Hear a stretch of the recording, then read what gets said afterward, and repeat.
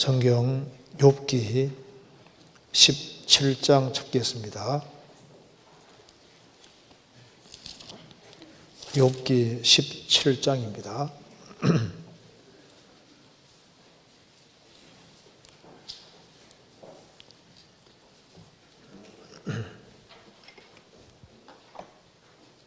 제가 몇 군데를 읽겠습니다. 17장 1절입니다.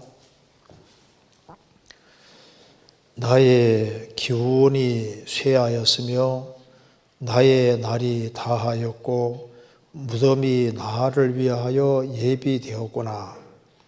나를 조롱하는 자들이 오히려 나와 함께 있으므로 내 눈이 그들의 격동함을 항상 보는구나. 청컨대 보증물을 주시고 친히 나의 보조가 되옵소서. 주 외에 나로 더불어 손을 칠 자가 누구이리이까? 주께서 그들의 마음을 가리워 깨닫지 못하게 하셨사오니 그들을 높이지 아니하시리이다. 9절입니다.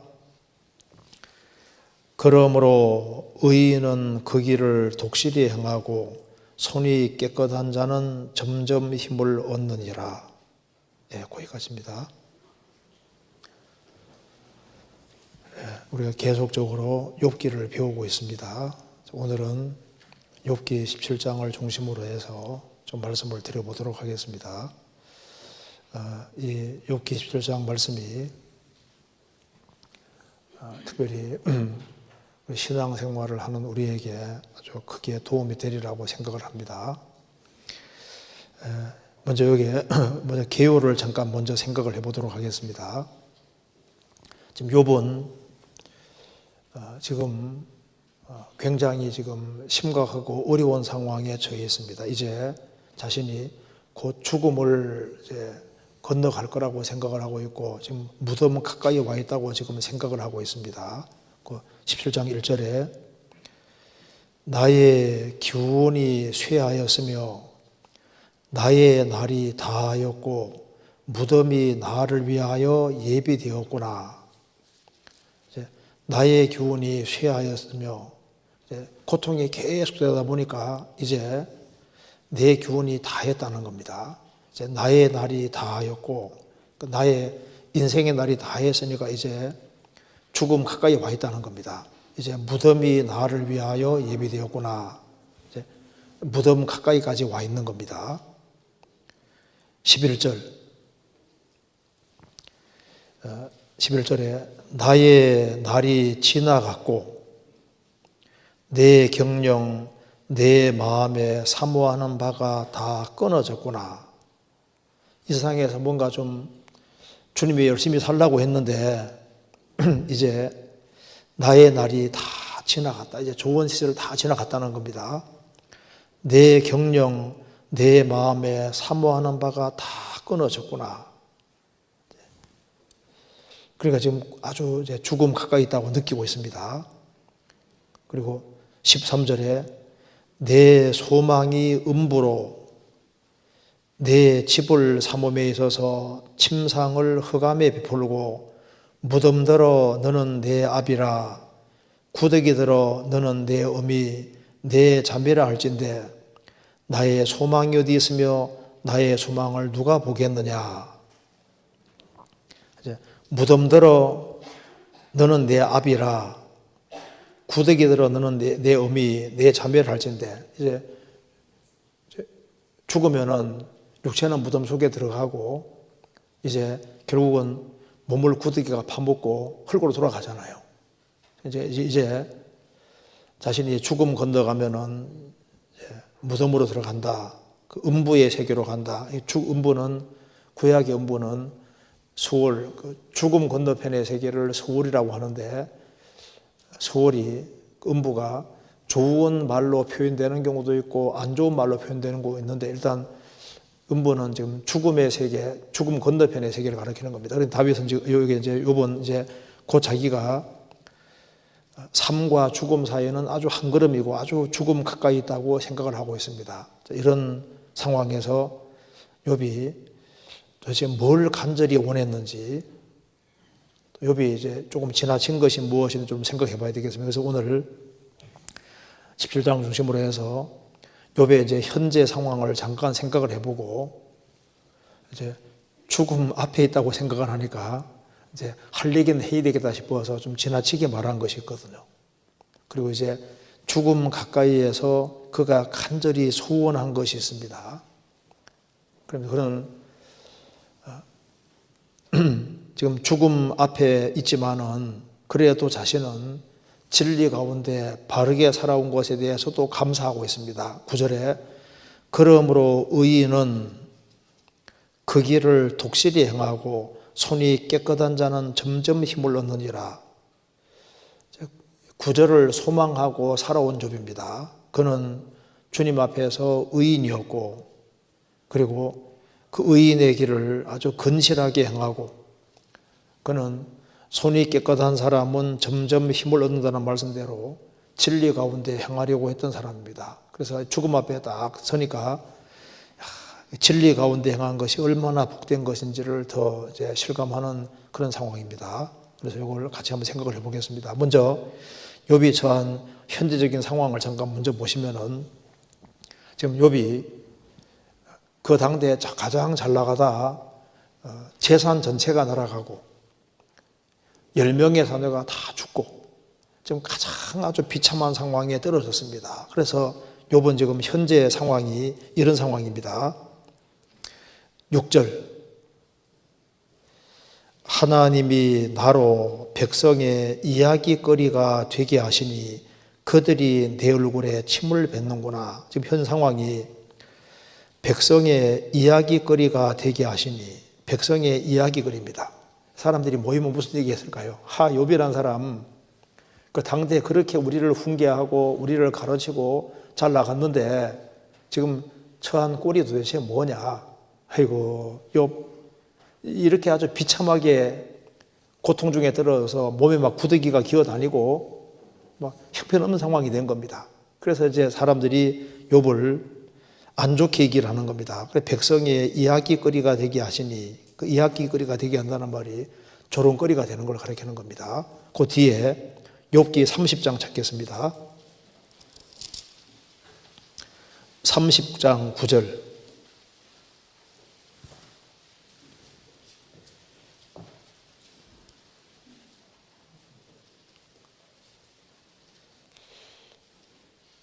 이제는 내가 그들의 노래가 되며 그들의 조롱거리가 되었고 그들은 나를 미워하여 멀리하고 내 얼굴에 침뱉기를 주저하지 아니하나니.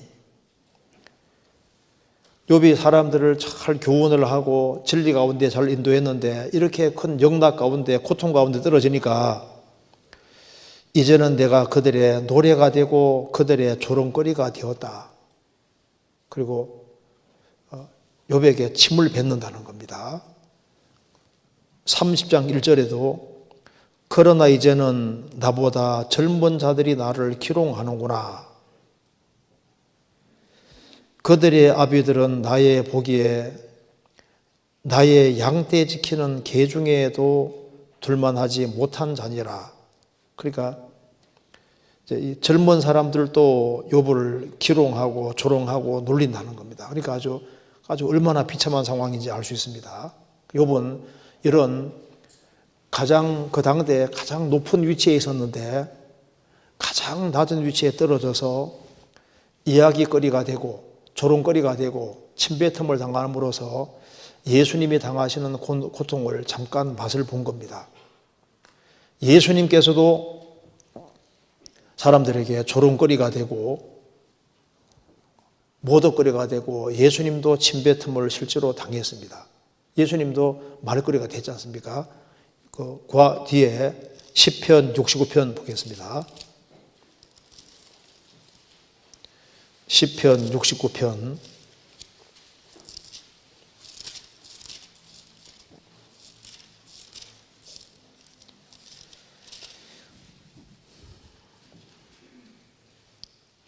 12절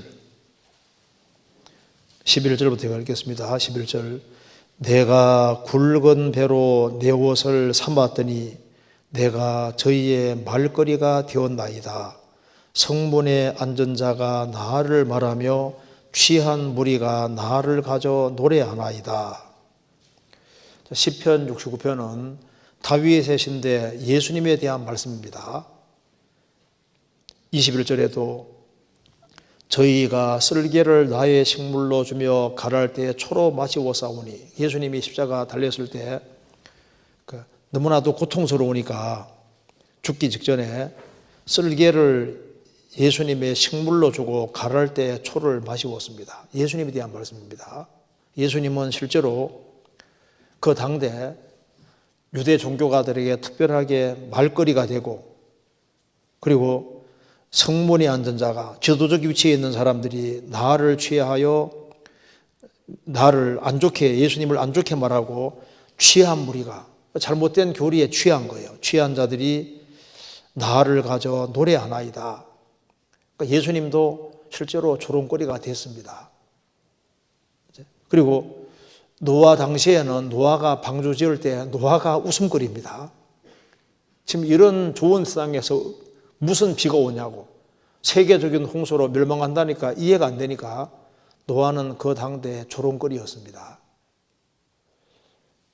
그리고 신약 시대에 정말 조롱거리 중에 조롱거리가 누군지 아시죠? 바울 사도. 성경 찾아보시겠습니다. 고린도전서 4장 9절.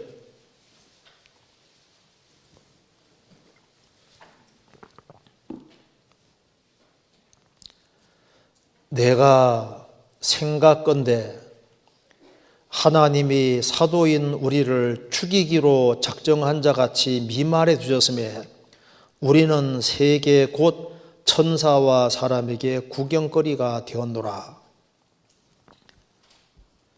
내가 생각건대, 바울 사도가 생각한데 하나님이 사도인 우리를 죽이기로 작정한 같이 미말에 제일 바닥에 두셨다.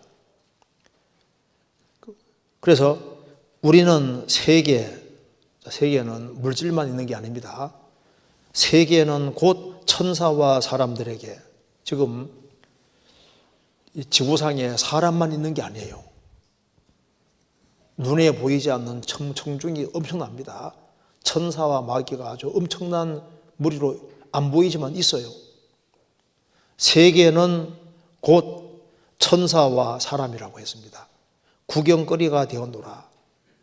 그래서 사도들이 전도하는 중에서 얼마나 멸시와 천대를 받고 고통을 받고, 근데 그걸 그 당대 사람들이 구경하는 동시에 모든 천사들도 보고 있고 마귀들도 보고 있었던 겁니다.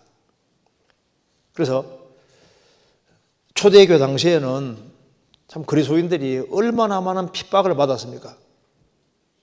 로마에서 이렇게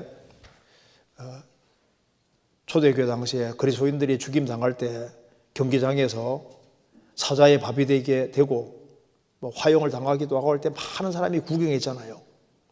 그런 아주 비참한 구경거리가 실제로 됐던 겁니다. 여기에 히브리서 10장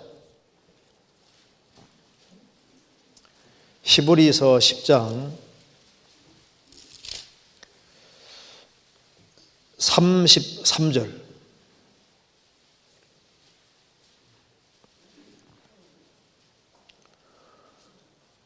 혹 비방과 환난으로서 사람에게 구경거리가 되고 혹 이런 형편에 있는 자들로 사귀는 자 되었으니,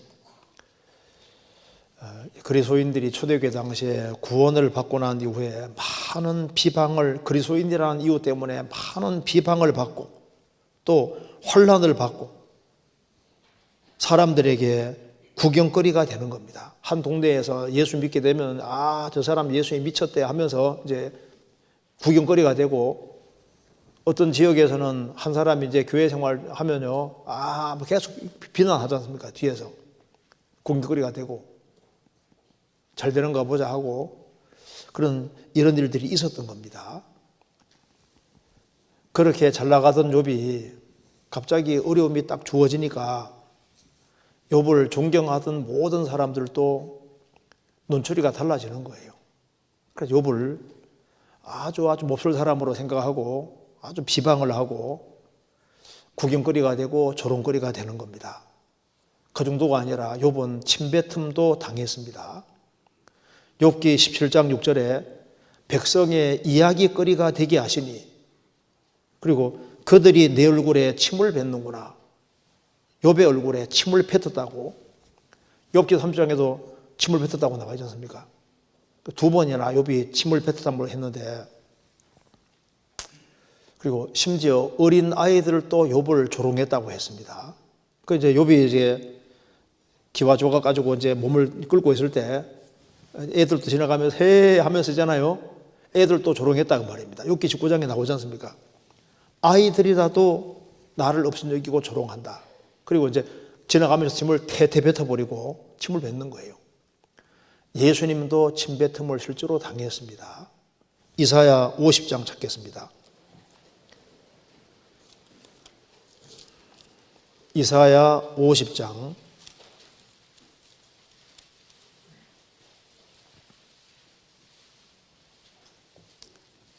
6절.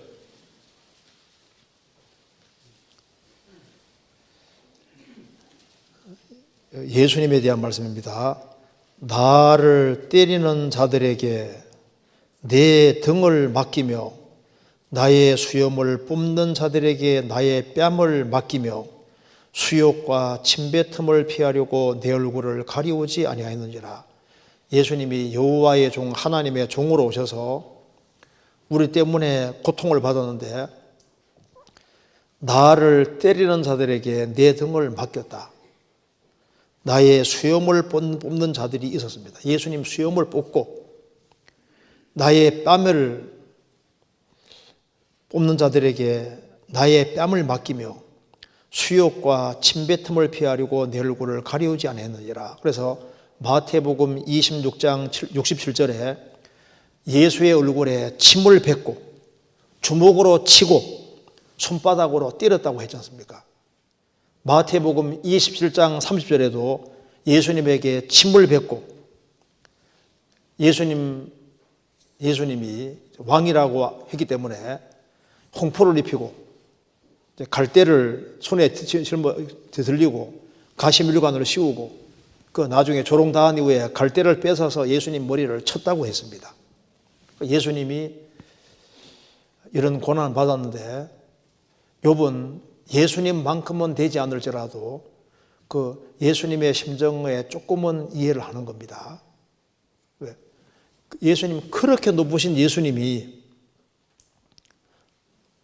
하나님과 동등되신 바로 그분, 삼위일체 하나님 예수님이 이 세상에 오셔서 죄인들에게 온갖 모독과 조롱을 다 받았는데 욥도 그렇게 높은 위치에 있다가 갑자기 그냥 영락해서 떨어져서 아주 비참하게 됐을 때 조롱거리가 되고 구경거리가 되고 이런 아주 비참한 상황 속에 지금 있는 겁니다.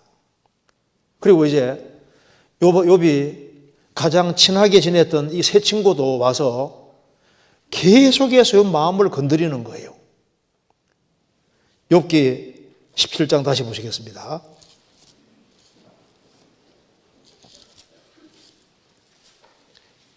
17장 2절.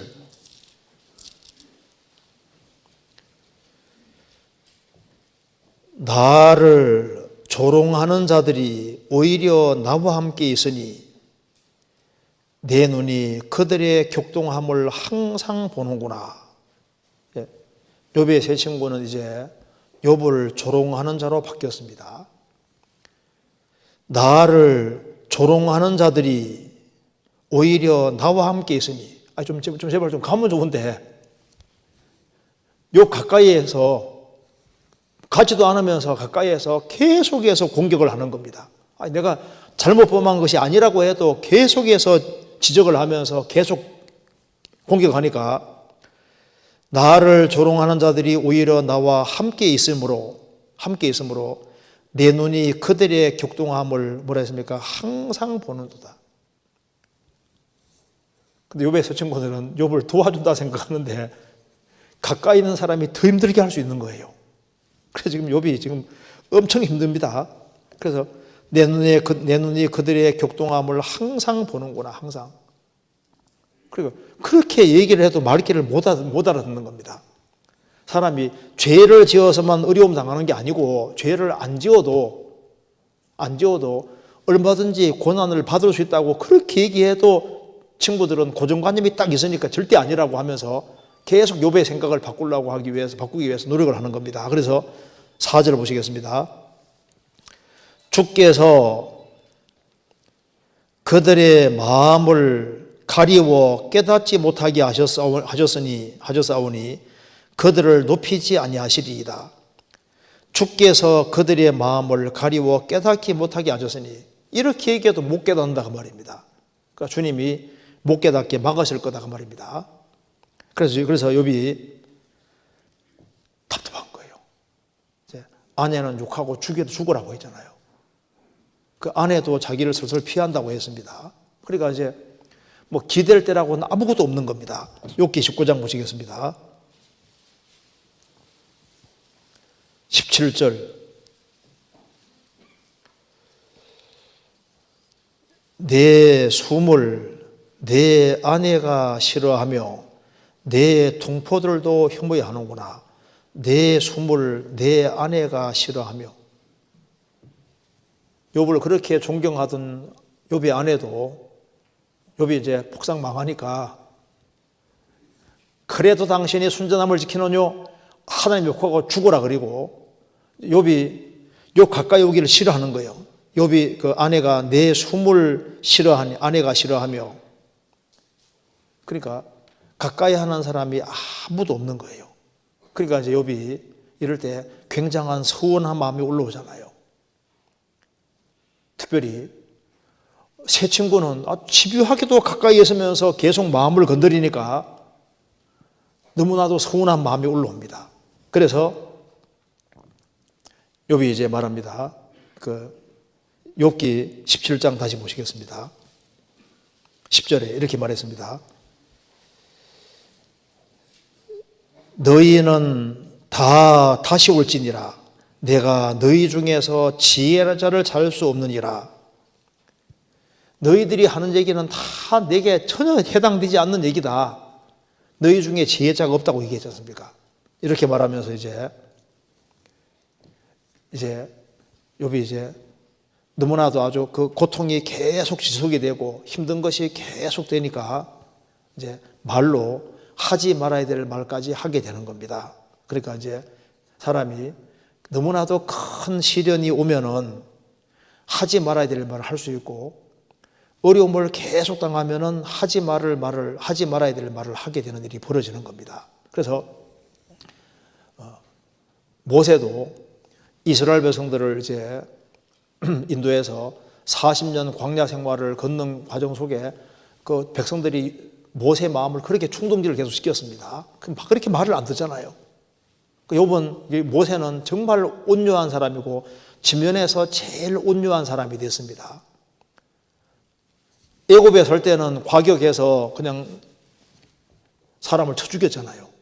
자기 동족이 억울함을 당하는 걸 보고 동족 편에 서서 사람을 쳐 죽이고 그래 미디안 광야로 갔는데 좀 과격했는데 40년 광야 생활 가운데 양을 치면서 양처럼 순한 사람으로 바뀐 거예요. 그런데 하나님께 40년 쓰임 받았는데 쓰임 받는 과정에서 계속해서 백성들이 이제 이스라엘 백성들이 모세 마음을 충동을 시키니까 나중에는 마음이 격동이 된 겁니다. 이제 또 물 달라고 막 아우성을 치니까 하나님 말씀하시기를 모세에게 너는 명예에서 물을 내라고 했는데 흥분한 나머지 명예서란 말을 건너며 들은 거예요.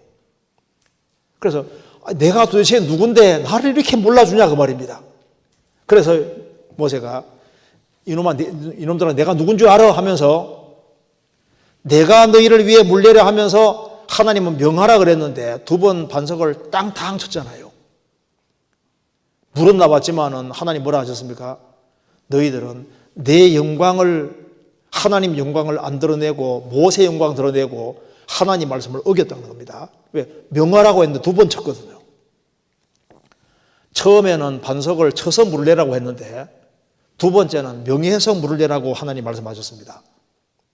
민수기 20장에 나옵니다. 8절부터 12절에 나와 있는데 명예에서 물내려 했는데 한 번 쳤기 때문에 반석 얘기 나올 때 모세는 명하라는 말씀을 잘 못 듣게 된 이유가 뭘까요? 하나님이 말씀하셔도 그것을 심각하게 듣지 않았던 이유는 마음이 격동이 됐으니까 그냥 슬쩍 들은 거예요. 그래서 명하라 그랬는데 두 번 땅땅 쳤잖아요. 그리고 내가 물내랴 하면서 자기를 딱 드러냈습니다. 그것 때문에 가나안 땅 못 들어가게 되잖아요. 그 사람이 격동을 계속 받으면은 하지 말아야 될 말을 하게 되는 겁니다. 욥도 이렇게 백성의 조롱거리가 되고 제일 밑바닥에 떨어져서 있는데 새 친구가 계속해서 격동을 하니까 모세가 욥이 너무너무 힘드니까 과격한 말을 하게 되는 겁니다. 저 어떤 말 하는지 보시겠습니다. 17장 5절 제가 읽겠습니다. 오죽하면 이 얘기를 하겠습니까? 친구를 지적하여 해를 받게 한 자의 자식들은 눈이 멀지니라. 욥이라는 사람 입에서 이 말이 나왔습니다. 좀 어떤 것 같아요? 친구를 지적하여 해를 받게 한 자의 자식들은, 욥의 세 친구들은 계속해서 욥을 격동시키니까 그들의 격동함을 항상 보는구나. 2절에. 그러니까 너무너무 힘이 드니까 친구를 지적하여 해를 받게 한 자의 자식들은 눈이 멀지니라. 나중에 욥이 이 말하고 잘했다고 생각했을까요? 이 말을 하지 말았어야 되는데 괜히 말을 했네.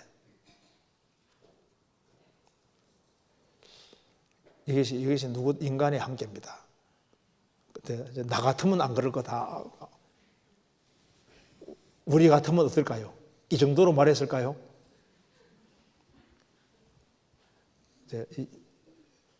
욥도 우리와 성정이 똑같은 사람이었습니다. 사실 이런 어려운 상황이 이제 짧게 끝났을 때는 몰라도 이게 지속이 되면은 말이 막 나올 수 있는 거예요.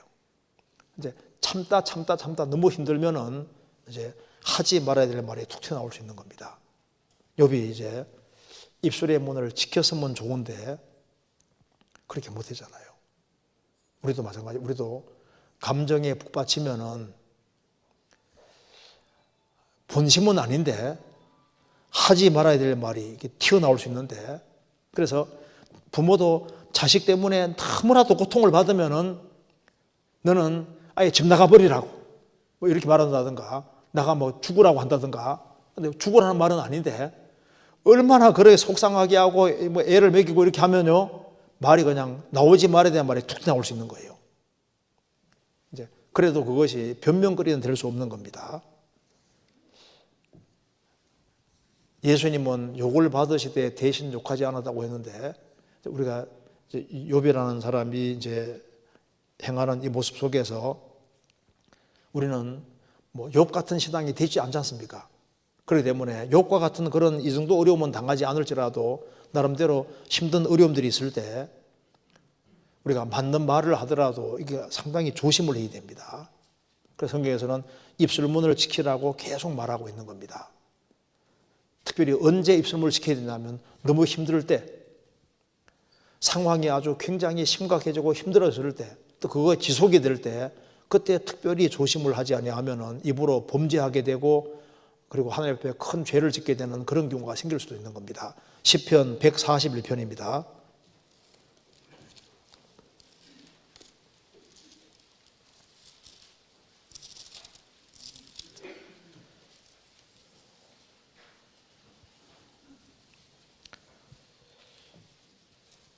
(7절) 141편 7절입니다.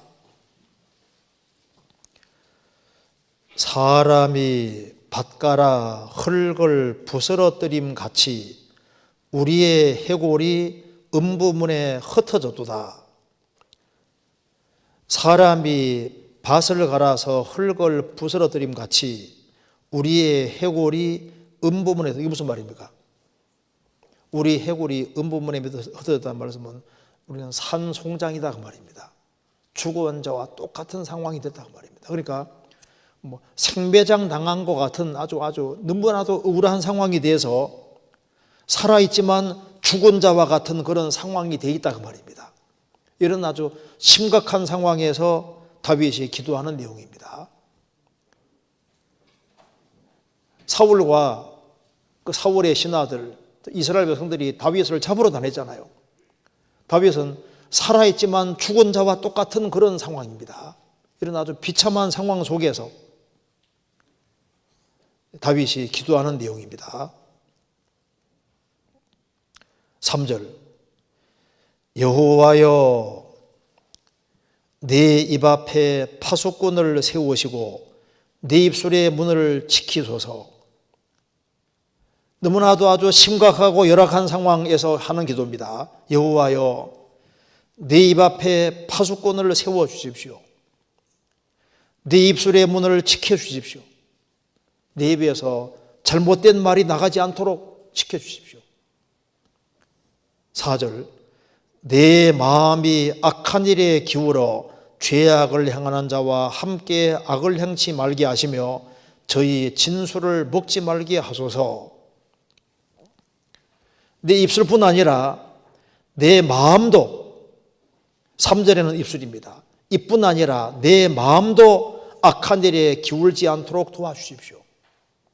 그리고 죄악을 행하는 자와 함께 악을 행치 말게 하시며 저희 진술을 먹지 말게 하소서. 사람이 너무 힘들어지면은 마음이 잘못되고 입이 잘못되고 그리고 의인의 길을 걷던 사람이 너무 힘들면은 악인의 편에 가담해서 악인과 함께 진성산을 먹는 이런 일이 생길 수도 있는 거예요. 그렇지 않도록 도와주십시오. 그러면서 5절에 의인이 나를 칠지라도 은혜로 여기며 책망할지라도 내 머리에 기름같이 여겨서 내 머리가 이를 거절치 아니할지라 저희의 재난 중에라도 내가 항상 기도하리로다. 의인이 나를 칠지라도 이걸 은혜로 여기고 책망할지라도 머리에 기름같이 여겨서 거절치 아니할 것이라. 어떤 상황도 기꺼이 받겠다는 겁니다. 그리고 저희의 재난 중에라도 내가 항상 기도하리로다. 항상 주님 편에 서서 나를 핍박하는 사람을 위해서도 나는 기도하겠다. 어려운 상황 속에서 다윗의 기도가 합당한 기도라고 할 수 있습니다. 내 입 앞에 파수꾼을 세워주십시오. 사실 최악의 상황 중에 가장 최악의 상황에 들어가신 분이 예수님입니다. 예수님이 공생의 당시에도 많은 말씀을 하시고 십자가 달려서도 7마디 말씀을 하시고 예수님이 부활하신 후에도 말씀을 많이 하셨는데요. 예수님의 공생의 말씀도 중요하고 예수님 부활하신 이후에 하신 말씀도 중요하지만은 가장 고통 속에 사시는 말씀은 더 중요합니다.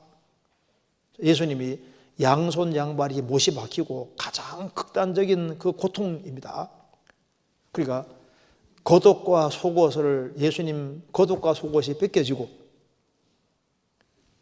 그리고 양손 양발이 못이 박혀서 그러니까 그 부끄러운 십자가라고 모든 문 남녀들이 보는 거기에 십자가에 못이 박힌 그리고 밑에서 많은 사람이 예수님을 조롱하고 욕하고 두 행악자도 같이 예수님 욕을 했잖아요. 이런 상황 속에서 나오는 말씀은 이건 진실인 거예요. 가장 힘든 속에서 나오는 말은 정말 진실 중에 진실입니다. 예수님 입에서 첫 번째 나올 말씀이 뭔지 아시죠? 아버지여 저들을 용서해 주십시오. 저들은 자기들이 하는 것을 알지 못하나이다. 제일 첫 번째 나온 것이 용서. 저들을 용서해 주십시오. 저들은 자기들이 하는 것을 알지 못하나이다. 여기 누가복음 23장 34절에 그게 첫 번째 말씀입니다. 두 번째 말씀은 용서는 모든 사람에게 선포가 되어 있는데 그 용서가 자기 것이 되기 위해서는 믿어야 되거든요. 그래서 십자가의 배주 강도는 믿었기 때문에 너가 오늘 나와 함께 낙원에 있으리라. 그 두 번째 말씀이잖아요. 세 번째 말씀은 예수님 말씀했습니다. 요한에게 보라, 어머니에게 그 마리아에게 말합니다. 보소서 아들이니이다. 날 보지 말고 사도 요한 보라는 겁니다. 그리고 사도 요한에게는 보라 네 어머니라 십자가 밑에서 가족 관계를 맺어주는 거예요. 그래서 용서는 선포가 됐는데 용서가 자기 것이 되는 유일한 길은 믿어야 되는 것이고 믿고 구원받은 사람은 가족이 되기 때문에 보라 내 어머니다, 보라 아들이니이다, 보소서 아들이니이다, 가족 관계를 맺어준 겁니다. 그래서 사람이 이제 구원을 참된 믿음을 소유해야만 하나님의 가족이 되는 것을 보여주신 거예요. 그러니까 십자가 위에서도 하신 말씀만 딱 정확히 하시는 겁니다. 그러면 이 앞에 세 가지가 이루어지기 위해서는 저들을 용서해 주십시오. 용서가 되고 믿음으로 천국에 가게 되고 하나님의 가족이 되기 위해서는 어떻게 될까요? 예수님이 버림받으셔야 됩니다. 그러니까 예수님 십자가 위에서 엘리 엘리 라마 사박사니 하나님이여 하나님이여 어찌하여 나를 버리셨나이까 우리 대신 예수님이 버림을 받아야 되는 겁니다. 우리 죄를 짊어지고 버림받는 일이 있어야 되고 그 다음 예수님이 내가 목마르다 했지 않습니까? 우리에게 진정한 풍요를 가져다 주기 위해서는 예수님이 대신 목이 말라야 되는 겁니다. 예수님이 목이 마른 일이 있어야만 그래야만 우리에게 성령을 주시고 우리에게 진정한 풍요 가져다 줄 수 있고 그래서 예수님 마지막 그 다음에 예수님이 다 이루었다 했지 않습니까? 그러니까 앞에 세 개가 이루어지기 위해서는 뒤에 세 개가 있어야 되는 거예요. 예수님이 우리 대신 버림받으시고 목마르시고 다 이루시는 일이 있어야만 우리에게 용서가 선포될 수 있고 믿음으로 우리가 구원받을 수 있고 그리고 구원받은 사람이 하나님의 가족이 될 수 있는 겁니다. 그리고 마지막 말씀은 아버지여 내 영혼을 아버지 손에 의탁하나이다. 예수님은 처음부터까지 하나님 아버지께 의탁하고 의지하는 삶을 살고 오로지 하나님의 뜻 가운데서 사셨습니다. 이게 우리가 어떻게 살아야 될지를 그대로 보여주는 모습이지 않습니까? 그러니까 가장 큰 고통 속에서도 예수님은 해야 될 말씀만 딱 하신 거예요. 욥은 너무나도 힘든 상황 속에서 이제 욥의 친구들을 향해서 그 친구의 자식들에 대해서 이렇게 좀 안 좋게 딱 얘기했지 않습니까? 이제 그것이 너무 큰 고통 속에 있으면은 그런 말이 나올 수 있는 거예요. 그거보다 더한 말도 나올 수 있는 겁니다. 욥은 또 한 가지는 너무나도 큰 어려움이 주어지니까 일시적으로 이제 죽음에 대해서 너무 많이 생각해서 무덤에 들어가는 것만 생각을 너무 많이 하고 있습니다. 성경 한번 찾아봅시다. 욥기 17장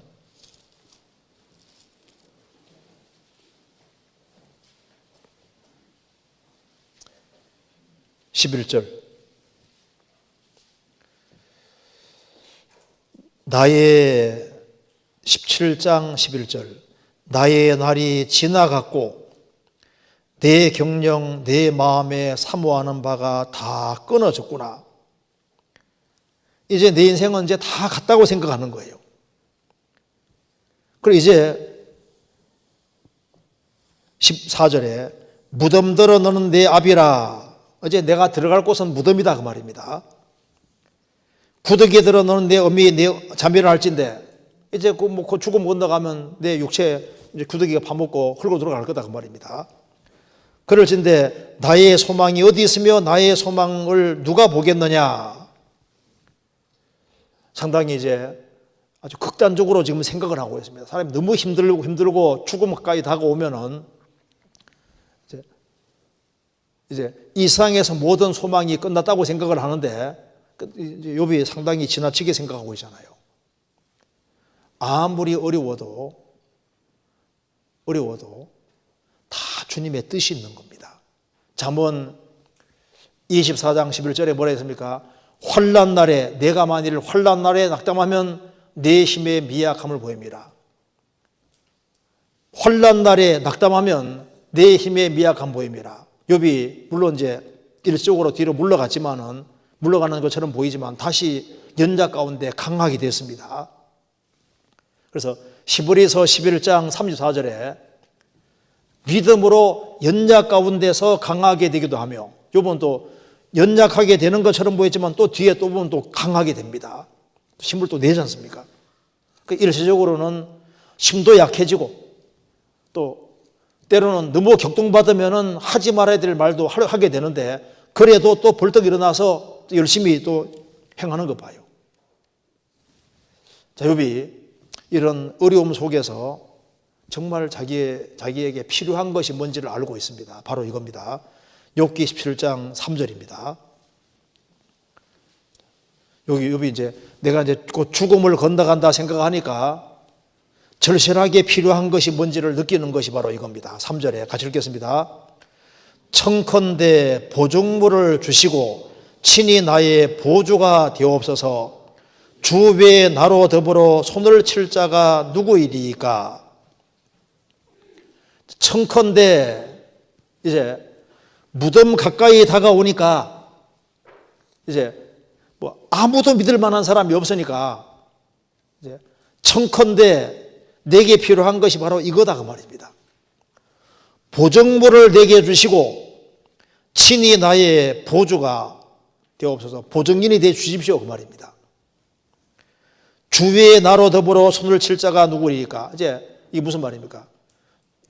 나로 더불어 주님이 손을 친다는 게 손을 친다는 게 뭐냐면 맞장구 쳐주는 건데, 동조해주고 보증해주고 그리고 함께 하겠다는 그 약속으로 이렇게 손바닥 치는 거예요. 그러니까 이제 새 친구들도 내 마음 몰라주고 아내도 나를 멀리하고 그 당대 가장 홀로인 상태가 되었습니다. 홀로 상태가 되었으니까 이제 바라볼 때는 하나님밖에 없으니까 이제 나로 더불어 손을 칠 자가 누구일까? 원래 새 친구들이 왔을 때 욥에게 어떻게 됩니까? 이렇게 손뼉을 쳐주면서 욥을 유래해주고 힘을 줘야 되는데 계속 지적만 하고, 그러니까 외톨이가 되겠습니다. 되었으니까 하나님이 내게 보증물을 주시고 친히 나의 보증인이 되어 주십시오. 그리고 하나님이 나로 더불어 손을 쳐주시고 정말 내 인생을 보정해달라고 하는 얘기를 지금 하고 있는 겁니다. 그래서 죽음 앞에서 내가 정말 안전하게 되고 그리고 내 인생을 보정해주는 보증인은 주님밖에 없다는 걸 아주 실감하면서 얘기를 하고 있습니다. 그래서 욥은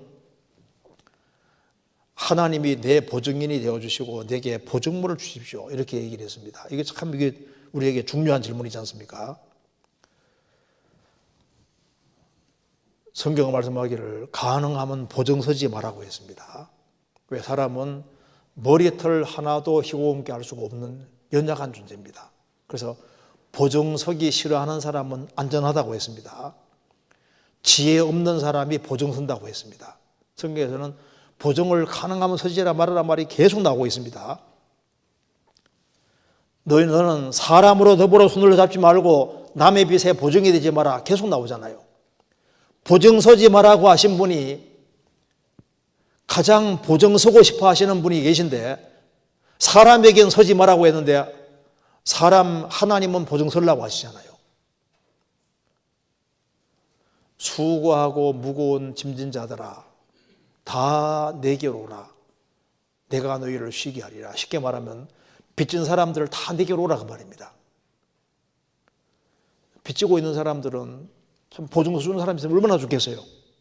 근데 빚 중에서 제일 무서운 빚이 죄라는 빚인데 죄라는 빚에 대해서 보증서 주기 원하시는 분이 계시는 겁니다. 바로 유일하게 예수 그리스도. 그분은 보증서 주기를 원하시는 겁니다. 욥은 주님이 자기 보증인이라는 걸 알고 있는 사람인 거예요. 욥기 16장입니다. 16장 19절.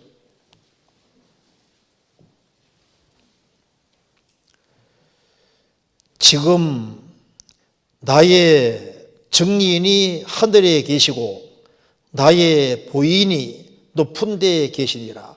나의 보증인이 높은 데에 계시니라. 주님이 보증인으로 계시다는 걸 알고 있습니다. 그리고 예수님이 세상에 오실 것도 알고 있는 사람이에요. 욥기 19장 25절.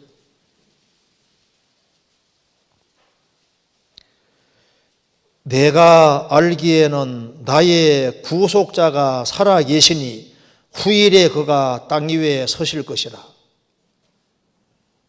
하나님께서 여자의 손을 약속하셨기 때문에 메시아가 이 세상에 여자의 손으로 오실 것을 욥은 믿고 아는 사람인 겁니다. 그분이 분명히 이 땅 위에 서실 것이다. 오셨잖아요. 그리고 예수님이 죽으시고 부활해서 지금도 보증인으로 계십니다. 그래서 욥은 말했습니다.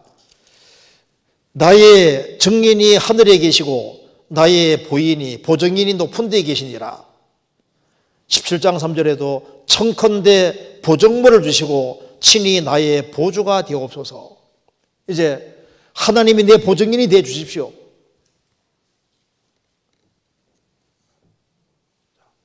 얼마나 아주 정확히 맞는 얘기를 하고 있지 않습니까? 그러니까 내 인생을 보증해 주십시오. 욥의 간절한 소원입니다. 다윗도 그런 말을 했습니다. 여기 시편 119편입니다.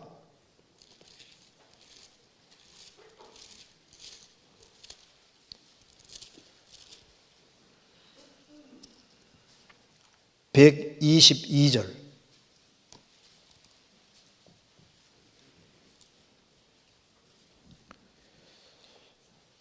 119편 122절.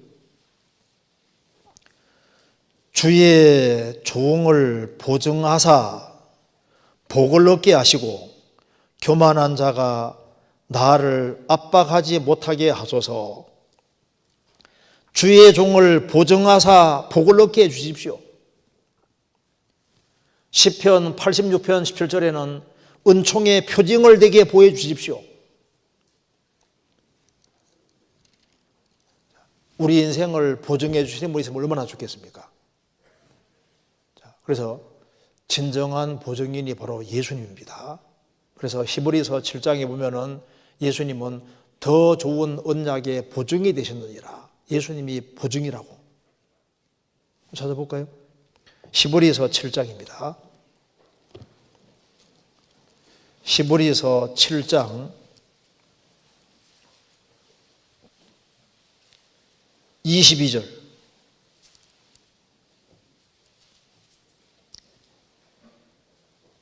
이와 같이 예수는 더 좋은 언약의 보증이 되셨느니라.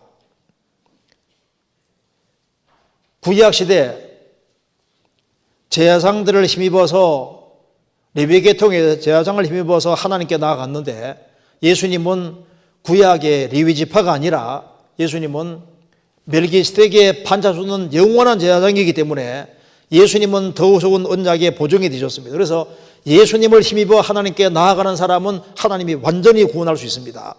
23절에 저희 제사장 된 자의 수요가 많은 것은 죽음을 인하여 항상 잊지 못함이로되 예수는 영원히 계심으로 그 제사 직분도 갈리지 아니하나니 그러므로 자기를 힘입어 하나님께 나아가는 자들을 온전히 완전히 구원하실 수 있으니 이는 그가 항상 살아서 저희를 위하여 간구하심이니라. 예수님은 더 좋은 언약의 보증이 되셨습니다. 예수님은 자기 피로서 죄를 영원히 처리하신 제물인 동시에 제사장이기 때문에 또 예수님은 영원한 제사장이기 때문에 예수님을 힘입어 하나님께 나아가는 자들을 온전히 완전히 구원하실 수 있으니 이는 그가 항상 살아서 저희를 위하여 간구하심이니라. 예수님이 우리 언약의 보증인이고 보증으로서 보증인으로 주님이 하나님 보좌 앞에 가 계시고 우리를 위해서 기도하고 계시는 겁니다. 언약의 보증입니다. 하나님이 보증이 되셨고 보증인이시고 그리고 보증물을 주십시오. 신약 시대에도 보증물이 있습니다. 우리가 천국 간다는 확실한 보증물이 뭘까요? 보증이 뭘까요? 죄를 사함 받은 사람 속에 성령이 들어오신 바로 그것이 우리가 보증물을 받은 확실한 증거입니다. 고린도후서 찾겠습니다. 고린도후서 1장 22절.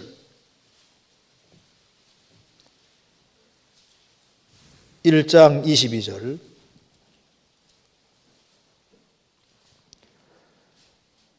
저가 또한 우리에게 인치시고 보증으로 성령을 우리 마음에 주셨느니라. 죽음 앞에 서면은 내가 천국 간다는 확실한 보증인이, 내 인생을 보증해주는 보증인이 필요하고 보증이 필요한 거예요. 보증으로 성령을 우리 마음에 주셨느니라. 성령이 있는 사람은 보증물을 받은 사람인 겁니다. 고린도후서 5장 5절.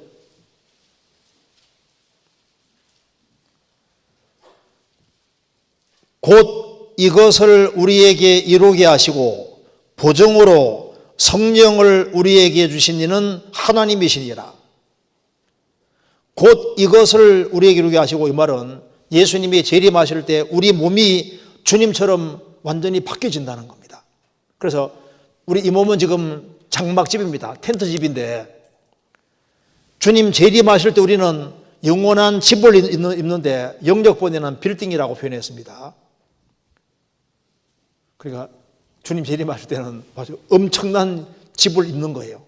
이런 몸이 아니라 아주 엄청난 부활의 몸을 입게 되는 겁니다. 그래서 우리가 주님 오시는 그날 부활의 몸을 입는다는 증거가 뭐냐? 바로 성령이시다. 그래서 이것을 우리에게 이루게 하시고 보증으로 성령을 우리에게 주신 이는 하나님이시니라. 우리가 천국 간다는 보증, 그리고 우리가 주님 앞에 떳떳이 설 수 있다는 보증, 우리가 주님 오시는 그날 우리 몸이 텐트 몸이 빌딩 같은 몸을 입는, 상상할 수도 없는 영광스러운 몸을 입는 보증이 뭐냐? 그게 바로 성령이시다 그 말입니다. 그럼 성령은 언제 오시느냐? 죄를 받은 사람 속에만 와 계시니까. 그러니까 죄 사함 받는 게 중요한 겁니다. 에베소서 1장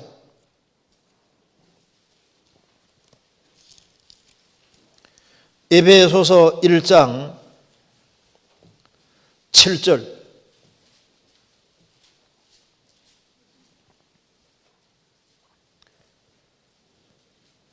우리가 그리스도 안에서 그의 은혜의 풍성함을 따라 그의 피로 말미암아 구속 곧 죄 사함을 받았으니.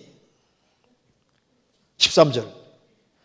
그 안에서 너희도 진리의 말씀 곧 너희의 구원의 복음을 듣고 그 안에서 또한 믿어 약속의 성령으로 인치심을 받았으니 이는 우리의 기업의 보증이 되사 그 얻으신 것을 구속하시고 그의 영광을 찬미하게 하려 하심이니라. 구원의 복음을 듣고 믿을 때 약속의 성령으로 인치심 받는 것은 두 장 딱 치는 겁니다. 너는 내 거다 그 말입니다. 이는 성령님은, 우리에게 계신 성령은 우리의 기업의 보증이 되사, 우리가 천국을 기업으로 얻는다는 보증이 되사 그 얻으신 것을 구속하시고, 주님 피로 값주고 사신 바 된 것인데, 얻으신 것은 바로 주님 값주고 사신 겁니다. 그 얻으신 것을 구속하시고, 주님 재림하시면 우리 몸까지도 값주고 샀으니까 구속하십니다. 왜 이렇게 해주셨느냐? 그의 영광을 찬미하게 하려 하심이니라. 그래서 죄를 확실하게 사함받은 사람 속에 성령이 와 계시는데, 그것이 바로 내가 하나님 앞에 보증물을 받은 게 되는 겁니다. 그리고 내 죄를 처리해 주신 바라고 주님께서 하나님 보좌 우편에서 우리를 위해서 기도하고 있는데, 그것이 바로 뭡니까? 바로 보증인이에요, 보증인. 주님이 보증인이고 성령께서 우리에게 보증이 되시는 겁니다. 구원받은 것은 너무나도 중요한 겁니다. 일단 신앙생활 잘하고 못하고 두 번째고, 그보다도 죽음 건너갈 때 과연 천국에 갈 수 있느냐, 이게 얼마나 중요한 거예요. 성경 데살로니가 전서 1장 보시겠습니다. 데살로니가 전서 1장 4절.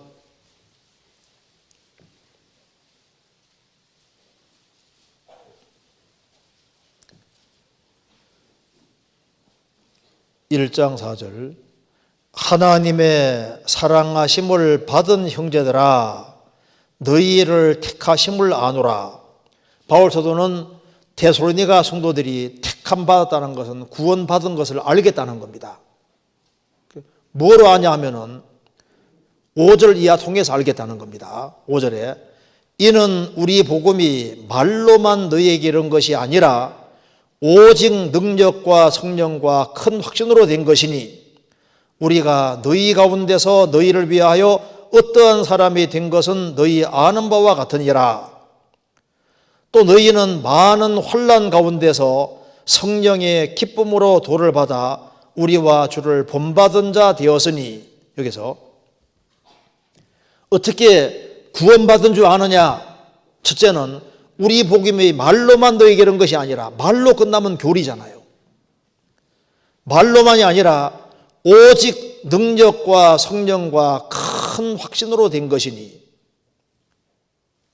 실제로 죄를 사함 받을 때 성령이 들어오셔서 그 사람에게 큰 확신을 주십니다.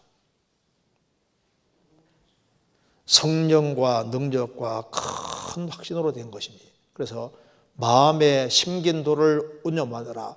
마음의 심긴도, 너희 영혼을 구원할 바 마음의 심긴도, 도가 딱 심겨집니다. 그래서 갈라디아 3장에는 믿음이 오기 전에는, 믿음이 온 후로는 믿음이 왔다고 되어 있잖아요. 참된 믿음이 오는 겁니다. 내가 믿는 동시에 그 믿음이 참 믿음일 때 성령께서 믿어지게 해주시는 거예요. 기쁜 날 기쁜 날 주 나의 죄 다 씻은 날, 그 확신이 생기거든요. 그리고 이제 그래서 이제 구원을 받았을 때 성령으로 인한 확신이 있고, 그리고 이제 성령으로 이제 구원받은 게 이제 확실하면은, 복음이 믿어지면은, 그 다음에는 뭐가 생기냐 하면은, 그 뒤에 보시면은 6절에 또 너희는 많은 환난 가운데서 성령의 기쁨으로, 성령의 기쁨, 성령이 주시는 기쁨이 있지 않습니까? 구원받았을 때 구원받은 것 때문에 성령이 주시는 기쁨이라는 것이 있고, 그리고 이제 성령을 받았고 구원을 받았기 때문에 이제 환난이 오면은 환난을 이기게 되는 겁니다. 그래서 6절에 또 너희는 많은 환난 가운데서 성령의 기쁨으로 도를 받아 우리와 주를 본받은 자가 되었다. 참된 믿음이 이루어졌는지는 환난이 주어지면 드러나게 되는 겁니다. 그리고 이제 왜 구원받은 걸 알겠다고 했냐면은 9절에 저희가 우리에게 대하여 스스로 고하기를 우리가 어떻게 너희 가운데 들어간 것과 너희가 어떻게 우상을 버리고 하나님께로 돌아와서 사시고 참되신 하나님을 섬기며, 그러니까 참된 믿음이 이루어지니까 우상을 버리고 살아계신 하나님께로 돌아와서 사시고 참되신 하나님을 섬기더라, 그 말입니다. 그러니 너희 믿음이 확실하다, 그 말입니다. 그리고 10절에 또 죽은 자들 가운데서 다시 살리신 그의 아들이 하늘로부터 강림하심을 기다린다고 말하니 이는 예수님은 장래의 노하심의 소리를 건지시는 예수시니라. 예수님이 다시 오시기를 간절히 사모한다, 그 말입니다. 이런 걸 보니까 너희들 정말 확실히 구원받은 줄 알겠다. 구원받은 걸 어떻게 한다고 했냐면, 첫째는 복음이 성령의 도우심으로 믿어지고 성령이 주시는 기쁨이 있고, 그리고 환난 중에도 환난을 잘 이겨나가고 우상에서 돌아서서 살아계신 하나님을 섬기고 예수님의 재림을 간절히 사모하는 걸 보니 너희 믿음이 정말 확실한 믿음이라고 얘기를 하는 거예요. 구원을 받은 사람은 하나님을 사랑하는 마음이 있습니다. 모든 것보다 하나님을 더 사랑하는 마음이 분명히 있습니다. 하나님께 받은 사랑이기 때문에 그 사랑으로 형제자매를 사랑하라고 주님 명령하셨습니다. 구원을 받으면은 분별력이 생기도록 되어 있습니다. 그리고 주님의 형상의 씨가 들어왔기 때문에 시간 지나가면서 하나님의 형상으로 조금 바뀌어지게 되어 있습니다. 그리고 특별히 큰 어려움이 주어질 때 그때 참된 믿음의 여부가 드러나게 되는 겁니다. 그리고 하나님 자녀가 된 사람은 바르지 않게 행할 때 틀림없이 징계하는 것이 오는 겁니다. 성령이 오신 분들은 시간 지나가면서 성령께서 점점 하나님의 것을 밝혀주시는 거예요. 영혼을 실제로 밝혀주시는 것이 있습니다. 그래서 욥은 이제 죽음 가까이 온다고 생각할 때 절실하게 필요한 것이 보증물이고 하나님이 자기 인생을 보증해 주는 것을 아주 간절히 소원하게 되는 겁니다. 자, 다시 보시겠습니다. 욥기 17장. 이제 욥은 이 말씀이 실감이 나는 겁니다. 7절, 9절, 욥기 17장 9절 같이 읽겠습니다. 그러므로 의인은 그 길을 독실히 행하고 손이 깨끗한 자는 점점 힘을 얻느니라. 자, 무덤 가까이 왔을 때 자기 구원이 보증되는 것, 그거와 더불어서 주 안에서 바르게 산 것이 얼마나 잘한 것인지를 실감하게 되는 겁니다. 이제 이렇게 젊고 혈기 있고 힘이 있을 때는 진리 가운데 바르게 행하는 것이 얼마나 중요한지 잘 모르지 몰라도 점점 인생의 죽음이 가까이 다가올수록 그 전에 주 안에서 아주 성실하게 구원받고 주 안에 성실하게 바르게 살아가는 것이 얼마나 중요한 것인지가 점점 더 뚜렷해지고 중요하게 여겨지고 부각이 되게 되는 겁니다. 욥은 욥기 17장 9절 말씀을 확실하게 믿고 이걸 기준으로 생을 살았던 사람이기 때문에 이 말씀의 중요성을 아주 더욱 실감하기 때문에 이 말을 지금 하고 있는 겁니다. 정말 후회 없이 생을 살았다는 겁니다. 이렇게 정말 자기가 살려고 노력한 것을 지금 얘기를 하고 있습니다. 그래서 그러므로 의인은 구약시대 때 의인이 된 사람의 아주 대표적인 사람이 욥이잖아요. 하나님께서 다니엘, 욥, 노아, 의인으로 아주 특별히 세 사람을 들어서 얘기하셨습니다. 그러니까 욥은 하나님의 은총으로 아주 구원받은 아주 대표적인 경우 중에 대표적인 경우인 거예요. 그러므로 의인은 우리도 마찬가지입니다. 우리도 죄를 사함 받을 때 예수님 피는 우리의 죄만 사한 것이 아니라 예수님 피가 우리 의입니다. 피공도가 확실하게 믿어진 사람은 죄의 사함 받았을 뿐 아니라 의롭게 된 거예요. 피가 의롭게 하는 겁니다. 한번 로마서 5장 보시겠습니다.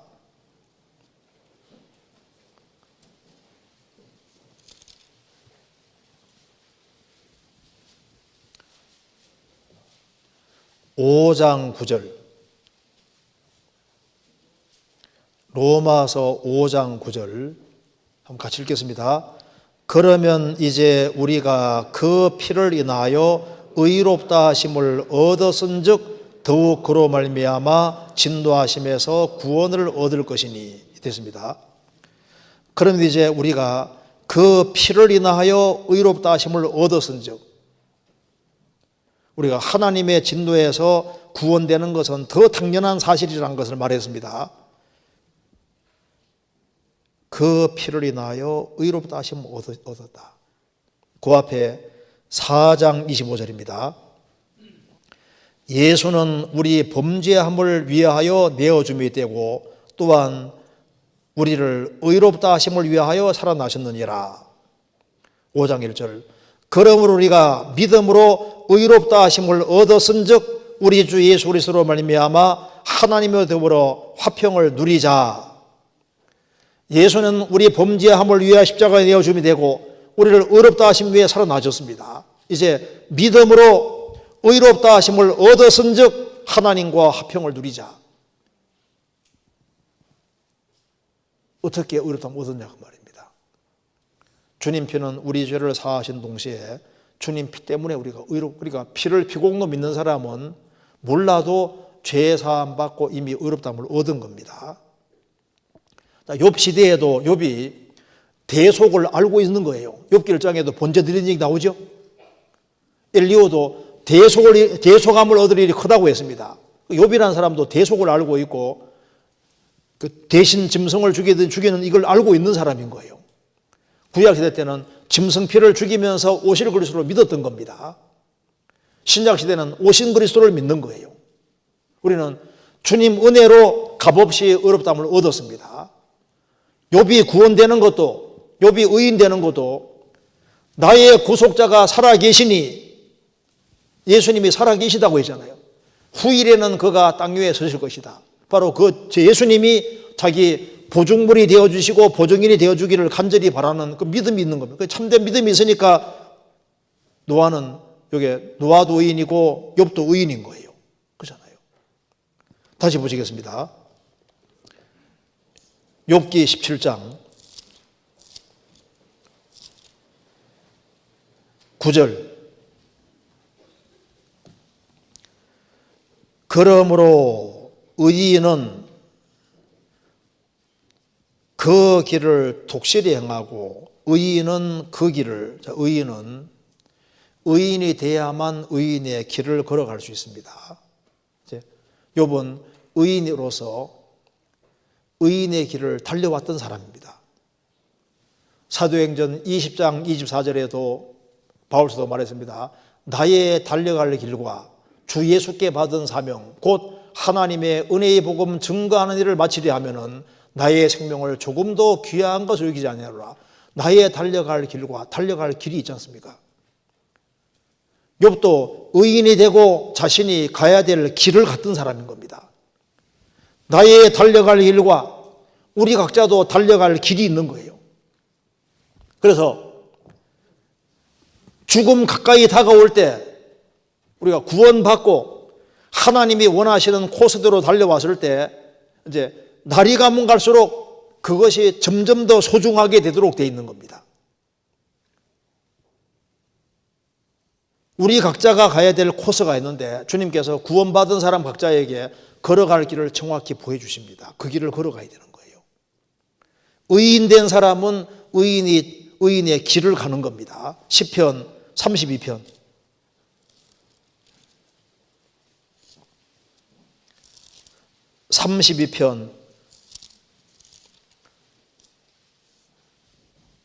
8절.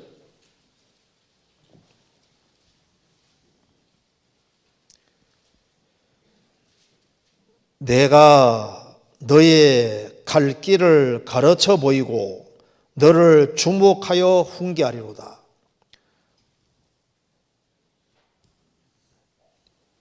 (32장) 32편 1절이 죄 사함 문제입니다. 죄를 사함 받은 사람, 그 의인이 된 사람은 내가 하나님의 너의 갈 길을 가르쳐 보이고 가야 될 길이 있는 거예요. 갈 길을 가르쳐 보이고 그 다음에 너를 주목하여, 주님이 가는지 안 가는지 보는 겁니다. 주목하여 훈계하리로다. 곁길로 가면 그게 아니라고 알려주시는 거예요. 알려줘서 하나님 원하시는 길을 걷도록 만드시는 겁니다. 의인은 그 길을 독실히 행한다.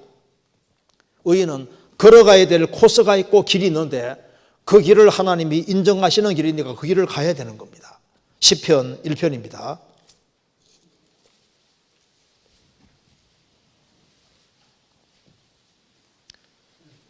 6절, 시편 1편 6절입니다. 대저 의인의 길은 여호와께서 인정하시나 악인의 길은 망하리로다. 의인의 길은 여호와께서 인정하시나. 하나님이 아시고 하나님이 정해놓은 코스, 그 길을 걸어가는 겁니다. 의인은 그 길을 독실히 행하고 그 길이 분명히 있는데, 그러면 그 길을 걸어갈 때, 의인으로서 그 길을 걸어갈 때 만사가 형통하고 편안하냐? 물론 아니죠. 시편 23편 보시겠습니다.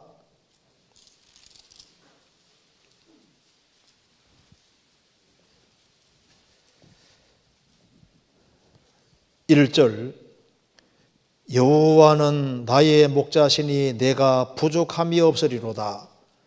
그가 나를 푸른 초장에 누이시며 쉴만한 물가로 인도하시는도다.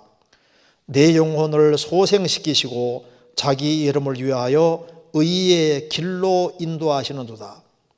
여호와가 목자가 됐고 이제 하나님이 내 목자가 됐으면 내게 부족함이 없다 그 말입니다. 주님께서 길을 가게 하기 전에 먼저 잘 먹이십니다. 그가 나를 푸른 초장에 누이시며, 푸른 초장에서 풀을 많이 뜯어먹고, 그리고 푸른 초장에 누이시며 쉴만한 잔잔한 물가로 인도하시는도다. 그래서 물을 먹고, 그리고 꼴을 먹고 해서 식물을 딱 주시고, 그 다음에 내 영혼을 소생시키시고 힘을 주셔서 그 다음에 자기 이름을 위하여 의의 길로 인도하시는도다. 여기까지는 좋잖아요. 근데 그 뒤가 문제입니다. 그 뒤에 내가 사망의 음침한 골짜기로 다닐지라도 해를 두려워하지 않을 것은 주께서 나와 함께 하심이라. 주의 지팡이와 막대기가 나를 안위하시나이다. 의의 길로 인도하시는데 의의 길 속에 뭐가 있냐 하면은 사망의 음침한 골짜기가 있는 거예요. 눈물이 아주 쑥쑥 빠지는 골짜기가 있습니다. 그래서 욥도 의인이 됐고 의인의 길을 독실히 걸어가는데 인생에 아주 큰 골짜기가 주어졌습니다. 보통 골짜기가 아닙니다. 자녀가 10명이나 죽고 재산 전체가 날아가고 아주 가장 비참한 영락 가운데 떨어져서 당대 아주 가장 큰 곤란 중에 떨어졌는데 그 사망의 음침한 골짜기가 있는 거예요. 그런데 해를 두려워하지 않을 것은 주께서 나와 함께 하심이라. 주의 지팡이와 막대기가 나를 안위하시나이다. 그런데 주님이 같이 안 계시는 것이 아닙니다. 같이 계시는데 그 코스 속에 그런 것이 있는 거예요. 그래도 의인은 어떻게 하느냐? 그래도 사망의 음침한 골짜기라 할지라도 주님 의지하고 독실히 근실하게 그 길을 걸어가는 겁니다. 다시 보시겠습니다.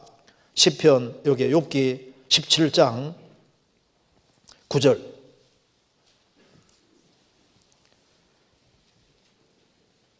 그러므로 의인은 그 길을 독실히 행하고, 독실히는 뭡니까? 아주 근실히 성실하게 꾸준히 그 길을 걸어가는 겁니다. 그러니까 큰 환난과 역경과 어려움이 있어도 그래도 하나님이 정하시는 길이기 때문에 그 길을 가는 거예요. 나의 가는 길을 오직 그가 아시나니 그가 나를 단련하신 후에는 내가 정금같이 나오리라. 지금 큰 시련 속에 들어갔지만은 욥은 그래도 근실하게 한 걸음 한 걸음씩 계속 걸어가는 겁니다. 시편 119편 4절에도 주께서 주의 법대로 명하사 우리로 근실히 지키게 하셨나이다. 근실하게 꾸준히 걸어가는 겁니다. 침뱉음을 당하고 조롱을 당하고 그래도 그 길을 꾸준히 굳게 갑니다. 그리고 여기에 독실히 이 말이 중요하지 않습니까? 꾸준히 뭐든지 꾸준히 해야만 믿을 수 있거든요. 어떤 사람 말하더라니까요. 꾸준함도 실력이다. 그렇죠. 꾸준한 게 실력입니다. 그래서 구원받고 꾸준히 길을 걸어가는 사람, 갈대같이 이렇게 흔들리지 말고 고정된 나무처럼 한 곳에 딱 고정되어서 꾸준히 걸어갈 때 그 하나님의 축복이 있는 거예요. 정몽주가 구원받았으면 신앙생활 잘했으리라고 생각이 듭니다. 고려 총신 정몽주 아시잖아요. 이제 조선이 들어섰습니다. 이방원이 이제 꿰잖아요. 하여가 이런들 어떠하리 저런들 어떠하리 만수상 드렁식이 얽혀진들 어떠하리 우리도 이같이 하여 백년을 누리리라. 아이고 이제 왕조가 바뀌었으니 뭐 이런 못하고 저런 못하냐. 100년 좀 편안하게 엉켜서 그냥 대충 살면 되지 꼭 고려 총신으로 있어야 되겠냐. 그 단심가 써서 보내잖아요. 이 몸이 죽고 주고 100번 고쳐주고 백골이 전토되어 넋이라도 있고 없고 님향한 일편단심이야 가실 줄이 있으랴. 그 노래 그 시를 자세히 보면 구원 안 받은 게 확실한 거죠. 이 몸이 죽고 주고 100번 고쳐주고 100번 다시 주고 백골이 전토되어 백골이 흙이 되어서 넋이라도 영혼이라도 있든 없든 있지 왜 없어요? 잘 모르잖아요. 있든 없든 님향한 일편단심이야 가실 줄이 있으랴. 그러니까 어떤 님향한 일편단심 이게 얼마나 우리 본받을 만하잖아요. 구원받고 난 이후에 상황이 아무리 바뀌어도 그대로 끝까지 걸어가는 이게 참 중요한 겁니다. 욥은 보세요. 그런 시련 중에도 끝까지 믿음을 지키잖아요. 하지 말아야 될 말이 튀어나오기도 했지만 그래도 그 길은 꾸준히 가는 거예요. 넘어지더라도 일어나서 그 길을 계속 가는 거예요. 제가 글을 하나 읽어드리겠습니다. 물방울이 바위를 뚫는 것은 그 힘이 아니라 꾸준함이다. 맞는 것 같아요. 물방울이 얼마나 약해요. 물방울이 그 바위 뚫는 것은 그 힘이 아니라 꾸준합니다. 그렇죠? 꾸준히 계속 떨어지면 물방울이 그런 바위를 구멍 뚫습니다. 꾸준함이 실력이에요. 꾸준함. 그래서 독실이 꾸준히 건실하게 행하는 건실하게. 그래서 확실히 결심을 굳히고 구원받은 게 확실하면은 주님 안에서 살겠다는 결심을 굳히고 그 다음에 꾸준히 건실하게 성실하게 그렇게 행하는 것이 그게 지혜입니다. 시편 37편에도 성실로 식물을 삼을지어다. 우리가 먹어야 될 것 중에 하나가 성실함. 매일 성실, 매일 꾸준하게 계속적으로 하는 것이 필요한 겁니다. 그래서 욥기 17장 9절 그러므로 의인은 그 길을 독실히 행하고 꾸준히 건실하게 행하고 손이 깨끗한 자는 점점 힘을 얻느니라. 점점입니다. 그래서 잠언 4장 18절 19절에 보면은 의인의 길은 점점 빛나서 점점입니다. 점점 빛나서 원만한 광명에 이르거니와 점점. 그리고 특별히 손이 깨끗한 자는 이라고 했습니다. 여기 왜 손이 깨끗하다고 했습니까? 손이 깨끗하다는 것은 행실이 깨끗한 것을 얘기하고 있습니다. 손이 깨끗하다는 것은 찾아보시겠습니다. 그 뒤에 시편 24편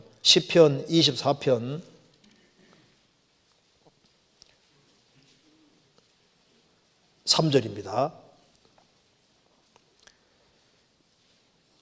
여호와의 산에 오를 자 누구며 그 거룩한 곳에 설 자가 누군고 곧 손이 깨끗하며 마음이 청결하며 뜻을 나타난 데 두지 아니하며 거짓 맹세치 아니하는 자로다. 여기에 손이 깨끗하며 이게 행실이 깨끗한 걸 말하는 겁니다. 너의 손이 더럽다 그 말은 행실이 더럽다 말씀인 거예요. 그래서 그러므로 이는 그 길을 독실히 행하고 손이 깨끗한 자는 행실이 깨끗한 자는 그 말입니다. 점점 힘을 얻느니라. 행실이 깨끗한 자는 왜 점점 힘을 얻냐 하면은 구별되는 사람에게는 하나님의 공급이 계속 내려오니까 그 사람이 힘을 점점 얻는 거예요. 그래서 시편 84편에 보면은 주님께 힘을 얻고 그 마음에 시온의 대로가 있는 자는 복이 있다. 주님께 힘을 얻는 사람 복이 있는데 누가 힘을 얻냐 하면은 행실이 깨끗한 사람, 죄에서 구별되는 사람에게 하나님의 공급이 잘 이루어질 수 있는 겁니다. 여호와께서 자기 백성에게 힘을 주시며, 시편 29편 11절에 자기 백성에게 힘을 주시며 평강의 복을 주시리로다. 자기 백성에게 힘을 주시는 것이 맞는 거예요. 힘은 주시는데 죄 가운데 살아가는 사람은 주님이 주시는 힘을 경험을 잘 못하는 거예요. 오직 여호와를 앙망하는 자는 새 힘을 얻으리니, 여호와를 앙망하는 사람은 새 힘을 주십니다. 그래서 의인은 그 길을 독실히 행하고 손이 깨끗한 사람은 점점 힘을 얻느니라. 바르게 행하는 사람은 점점 힘을 얻고 점점 영적으로 강하게 되는 겁니다. 이사야 33장에 내 사는 날을 따라 내게 능력이 있으리로다. 사는 날에 비례해서, 그러니까 하루하루를 어떻게 사느냐, 그것에 비례해서 그 사람에게 능력과 힘이 있을 것을 말씀했습니다. 그리고 손이 깨끗한 자는 한 번이 아니라 점점 힘을, 점점. 하나님께서 진리 가운데 바르게 행한다고 해서 한꺼번에 다 주시는 게 아니라 점점. 그러니까 아이가 어른 되는 것도 점점. 조금씩 계속 자라는 거예요. 점점 힘을 얻느니라. 자라는 것도 점점 자라잖아요. 영적으로도 마찬가지입니다. 그래서 꾸준히 걸어가는 사람이 점점 강성해지고 영적으로 강건해지고, 그리고 나중에 주님 안에서 귀하게 쓰임받고 주의 일을 할 수 있게 되는 겁니다. 우리를 하나님의 사람으로 온전케 만들어 가시는 이유도 주의 일을 위해서, 모든 선한 일에 온전케 하기 위해서 하나님 사람으로 만들어 가는 겁니다. 그래서 의인은 그 길을 독실히 행하고 손이 깨끗한 자는 점점 힘을 얻느니라. 그래서 점점 힘을 얻으니까 영적으로 성장하게 되고 강건하게 되고, 그러면 이제 주의 일을 할 수 있게 되고, 그래서 다른 사람을 세울 수 있는 사람이 되는 겁니다. 욥은 주님께로부터 힘을 점점 얻어서 그 당대에 정말 신앙생활을 잘한 사람이지 않습니까? 그래서 욥으로 인해서 많은 사람이 세워졌고, 이제 이 시련을 통과한 이후에는 더 많은 사람들이 주님 품에 들어오고 영적으로 세워지게 되는 겁니다. 지금도 계속적으로 이제 영향을 미치고 있는 겁니다. 그래서 우리는 지금 영원 앞에 있는 겁니다. 제가 여기 시를 하나 읽어드리겠습니다. 영원의 심각성에 대해서 이렇게 썼는데 제가 한번 읽겠습니다. 책에 나오는 거 한번 읽어드리겠습니다. 금꽃과 은꽃을 세워보라. 봄이 초원 위에 흩뿌려 놓은 것을, 부드럽게 굽이치는 물결을 세워보라. 여름 바다 위에 반짝이는 것을, 가볍게 흔들리는 그림자를 세워보라. 가을숲 오솔길 속에 있는 것을, 깃털처럼 떨어지는 눈송이를 세워보라. 겨울이 만드는 얼음 보석을, 반짝거리는 수많은 풀잎을 세워보라. 새벽 이슬을, 끝없는 바닷가 모래밭을 세워보라. 정오의 푸른 하늘 아래에서 숲속의 새들이 저저기는 노래소리를 세워보라.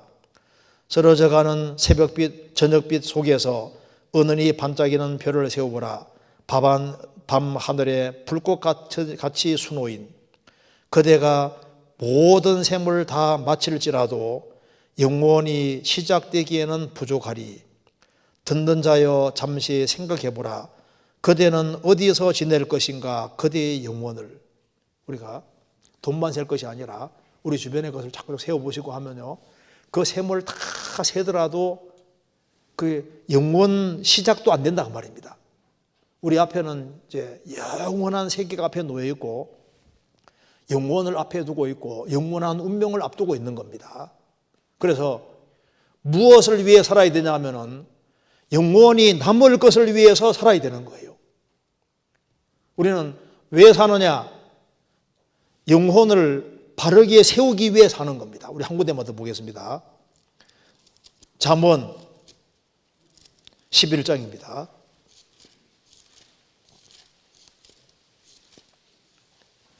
11장 30절.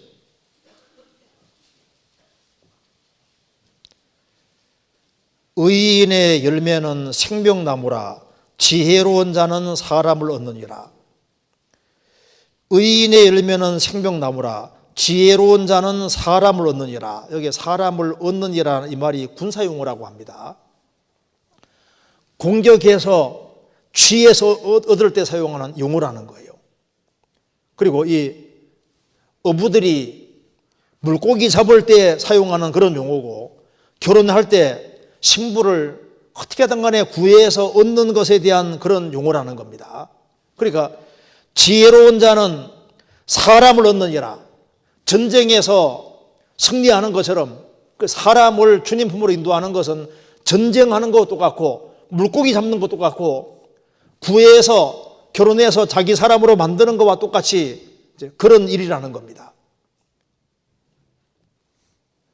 우리가 100년이고 1000년이고 만년이고 지상에 살면서 계속 해야 될 일이 있다면 뭐겠습니까? 제일 중요한 것은 영혼을 건지고 세우는 일입니다. 어떤 분이, 어떤 한 사람이 금광을 찾아다니다가 캘리포니아에서 엄청난 금을 발견해서 이제 금을 싣고 집으로 오는 길이었는데 배가 집 가까이 와서 파손된 거예요. 그런데 그는 수영을 잘했기 때문에 금을 그래도 몸에 많이 지니고 이제 수영을 이렇게 해서 올라고 하는데 한 소녀가 나 좀 데려가 달라는 거예요. 근데 애를 데려가려면은 금을 놓아야 되거든요. 그래서 갈등 느끼다가 자기가 그동안 벌었던 금을 다 버리고 애 살리려고 버리고 애를 살려서 애를 같이 이렇게 수용으로 이렇게 해가지고 살아났는데 자기가 벌어온 것은 다 잃었지만은 애는 하나 건졌다 그 말입니다. 거기서 우리가 중요한 교훈을 받을 수 있습니다. 우리는 세상 것을 포기해서라도 사람을 얻는 이것이 가장 지혜입니다. 영혼을 얻는 것만큼 중요한 일은 없는 거예요. 우리는 그 일을 해야 되는 겁니다. 이제 올해 마지막 전도 집회가 이제 내일부터 시작이 됩니다. 그래서 관심을 가져주시고 전도하는 사람이 없다 할지라도 참여해서 같이 동참해 주는 게 중요합니다. 그리고 구원을 받은 사람도 다시 말씀을 들어야 되고, 그리고 이제 주변 사람을 적극 권해서 이번에 집회가 주님 뜻 가운데 잘 끝날 수 있도록 그렇게 같이 기도해 주시고 같이 협력했으면 좋겠습니다. 같이 기도드리겠습니다.